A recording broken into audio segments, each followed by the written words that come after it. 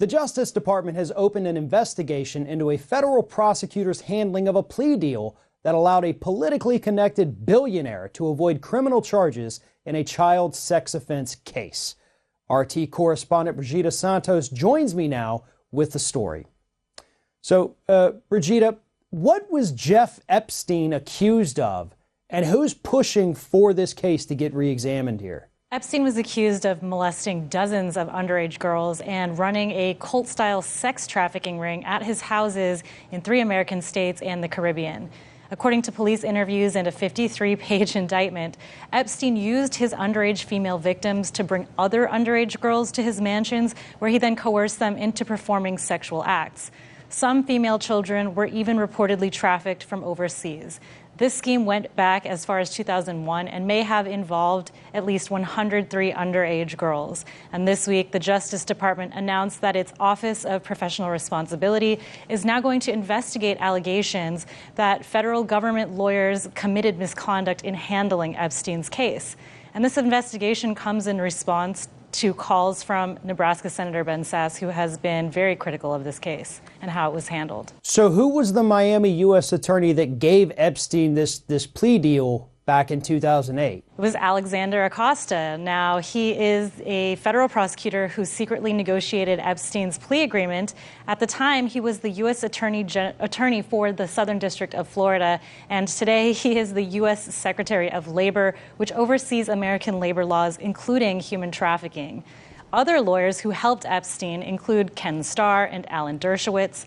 Under this deal, Epstein pleaded guilty in state court to 2 felony prostitution charges, for which he served just 13 months in county jail. From there, he was granted work release privileges 6 days per week that allowed him to leave for up to 12 hours at a time. He and his accomplices were also granted immunity from all federal criminal charges, and an FBI investigation into whether there were more victims and other powerful people involved was halted as a result of it as well. Now, Epstein got off incredibly easy, but his victims and their families were prevented from even seeing that agreement until it was presented in court. So they really couldn't prepare to object to any of the terms inside of it. Right. That honestly, I mean, that has to be one of the most disgusting plea deals that I've ever seen, especially considering the number of victims.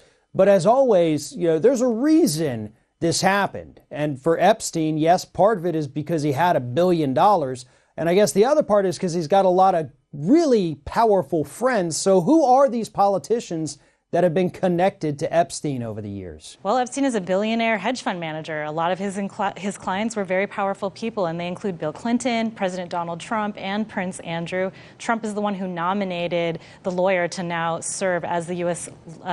Labor Secretary. So this is incredibly bizarre and unsettling.